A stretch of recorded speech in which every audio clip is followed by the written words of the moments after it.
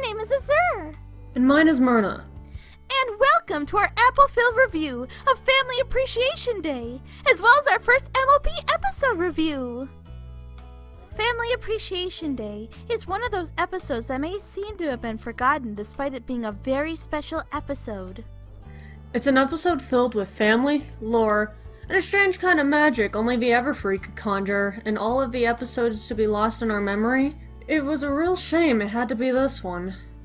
Hence why we are starting off our long journey of exploring the MLP verse with this sparkling gem. What better way to start than with a bang? So let's dig right in. One of my favorite parts of this episode comes down to the relationship between Granny Smith and Apple Bloom, which, by this point, had never really been shown, nor did we really know much about Granny Smith herself. At the beginning, we do see a hint at how she admires her grandma, as well as her eagerness to learn about the Zap Apple Jam recipe, which I thought was very sweet. Seeing how Granny calls her adorable nicknames like Half Pint were also just too adorable. The ending is what really gets me, at how she defends her quite kooky grandma from Diamond Tiara, especially since she had not only been the catalyst for this episode, but continued to tease her throughout. They were pretty cruel in this episode, mocking the elderly like they were. But that's not surprising considering how far they take their teasing later. Whenever they showed up, you just had to wait it out. Their involvement sort of hampered the episode a bit. Actually, I think it was a necessary evil. Their ability to tap into Apple Bloom's greatest insecurity, that being her self-worth and appearance to others, probably due to her lack of maturity, helped to eventually strengthen her bond with her grandma. In fact, I'd say they were pretty subtle in this episode, as in the scene at the market, they could have done more. That is true. Even then, I wouldn't let it ruin my enjoyment for this episode, and how it explores more into the history of the Apple family, and even relationships as you mentioned. Filthy Rich, for example, was used very well here, and even somewhat hints to the events that took place in a flashback with his father, Stinkin' Rich. With how he doesn't seem to question the strange things Granny does, encourages the behavior with how he smacks the pot over her head despite how silly it seems, and, most importantly, his character.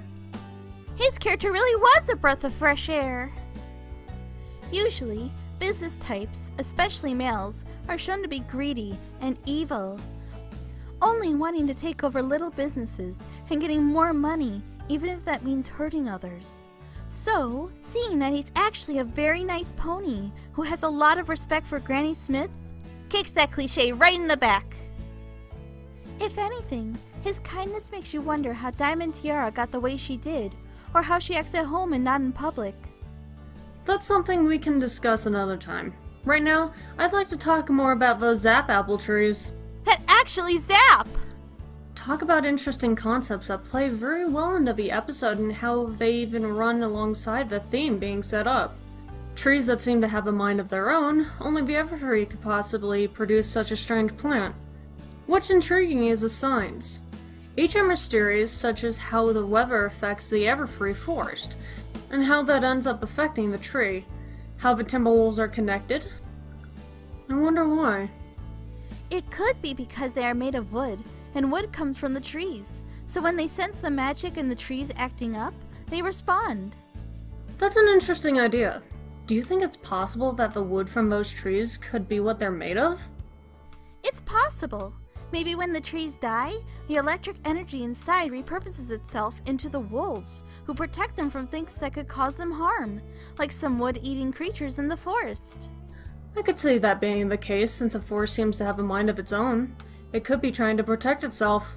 Back to the trees. What's really interesting is how it relates to what's going on in the story and how well it's tied in.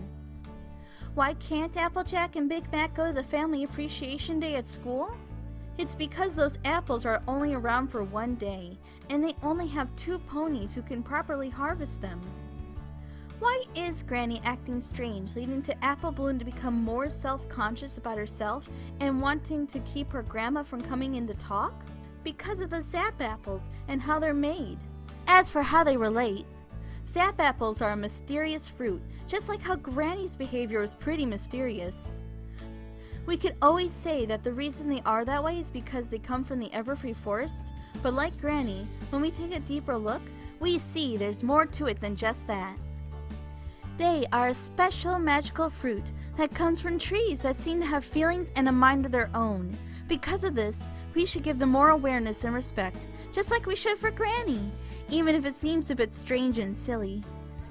Like how those aren't just any other trees, Granny is not just another kooky old lady. That is something everyone should try to acknowledge. It's interesting to see how she and the apples have this special connection and how she took the time to understand them. And everyone that knows her respects that and lets her do her thing. She's old and wise in her own strange way, as many grandmas are when it comes to baking, it seems. My grandma had her own recipe she never wrote down, and she had her own way of making them. We didn't exactly understand how she did it, and it seemed that she was just throwing things in. She probably was. But we just trusted her to make that awesome sauce she did. Apple Bloom had to learn to trust Granny as well. And now that she understands her better, Granny can now pass on her knowledge onto Apple Bloom. You know, now that I think about it, it's interesting to see that it's Apple Bloom who's given this knowledge. I'm sure Applejack and Big Mac may know, but they're the only ones able to buck the trees, and it seems Granny thinks of her as a great Zap Apple jam maker. It kind of makes you wonder more about their relationship in comparison to the ones she has with her siblings, as well as how Granny relates or sees Applejack and Big Mac.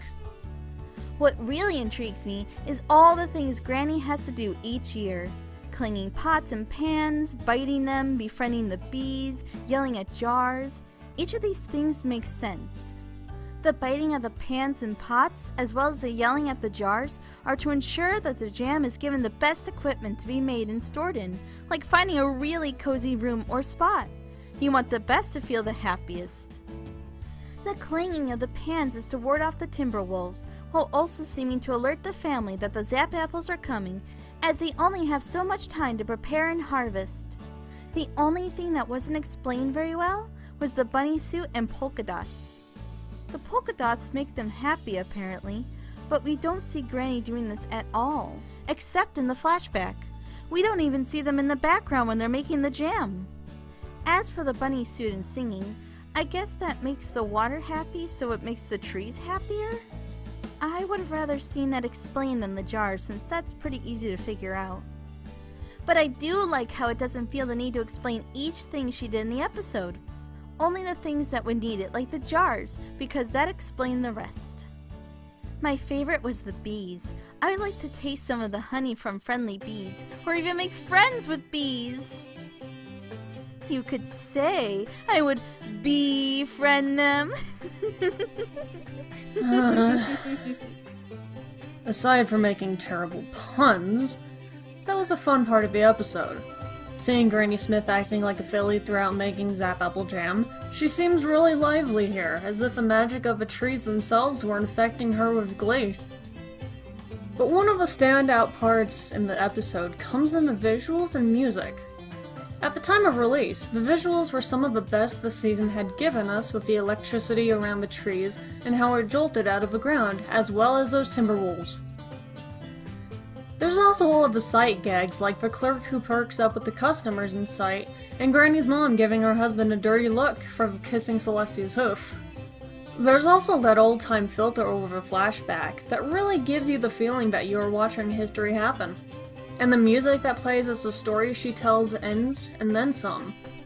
It's a standout score for the season for sure. Speaking of the past, the flashback has to be the absolute best part of the episode. Seeing not only the history of Ponyville and how things looked back then, but also how everything comes together in such a nice package. The way Granny speaks really sounds like she's telling a story, and you just get so sucked in. It's a special kind of moment we don't see, or really, hear enough of. The real icing on this cake is when we see how Filthy ties in as well, with his grandfather starting the business mentioned right in the beginning, which also then ties into him seeing Granny at the beginning and at the end. It's little details like with Filthy Rich that make the episode such a rewarding watch. It gives reason for him to be there other than just for the jam, which leads to Diamond to start the plot, and the way her little plan backfires remarkably. further cementing the importance of ensuring all elements tie into one another in any story or plot. But there's one more thing that this does that's really special. And that is... how it builds on Granny Smith's character. This sequence not only fleshes out the world, but Granny herself, and even Earth ponies. Ponies of Equestria are filled with magic of all sorts, be it their race or their marks, and though it may not seem as obvious as a Pegasus or a unicorn, Earth ponies have their own special kind of magic, which is their connection to nature. This could explain why Granny was able to do what she does. Her being forced into the forest because of her starving family was the beginning of a special moment in her life, when she made a special connection with the nature of the forest. Her being able to connect to the apples relates to her own Earth pony magic, as well as her cutie mark. Without this, Granny probably wouldn't be able to make the tasty jam she does. I don't think Granny's talent is related entirely to cooking pies. I think it has to do with cooking in general. Her magic reached out to the special magic of the apples, which allowed her to listen. The magic of her mark, the magic of the Earth ponies. It helped her to make a real change for her farm and for Ponyville as a whole. Without Granny Smith, there really wouldn't be a Ponyville, and that's really special. The same way this moment is so important and the best of the whole episode. You know, there is one moment that may just be a bit better than the flashback. Which one? This. Diamond Tiara? But Dad! That's really satisfying. So, with all the good things we've said about this episode, was there anything bad? Well...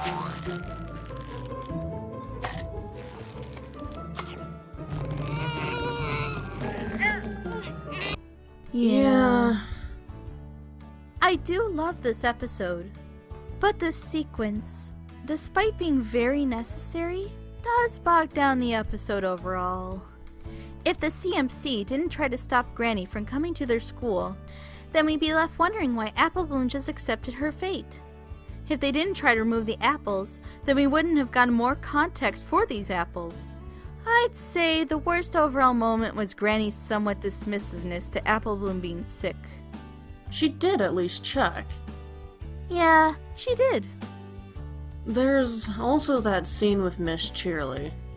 Hello? Granny Smith. Well, hello there. Howdy do? That was bad. I think this sequence would have been more enjoyable had we seen Granny doing more Zap Apple things in the background. Specifically, had her painting those polka dots. Or had something more happening with the scenes. Maybe have Cheerly figure out that Granny is being controlled by the Phillies, and have her just glare and wake Granny up. The sick part could have had Granny casually checking on her, only to see the green stuff and say how it's just that. It's hard to say what they could have done better, as it's so standard to these types of plots. I will say my favorite part was the relative, and that he was actually coming to visit, even though he seemed to have disappeared by the end of the flashback. It gives us background of how Ponyville came to be and showed a good relationship between the Apple family. I especially appreciate how this is the first episode we've seen Filthy Rich, and he actually doesn't turn out to be the usual greedy money grubber like with most rich businessmen. It's a nice change of pace. I also appreciated the creativity that was thought up to make the Zap Apples a thing. Family Appreciation Day was an enjoyable experience from beginning to end, despite the very minor slowdown by the middle. The exploration of characters and relationships were wonderful. The Zap Apples were a great center point for the episode and were used very well.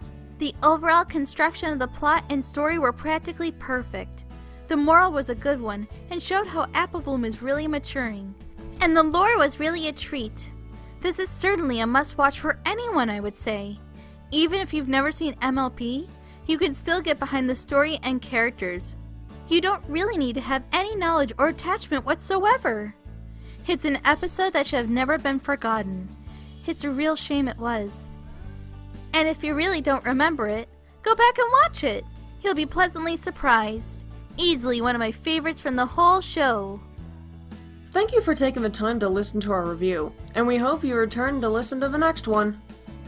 Join us next time as we learn what it takes to be popular, and not just your average sort of popular.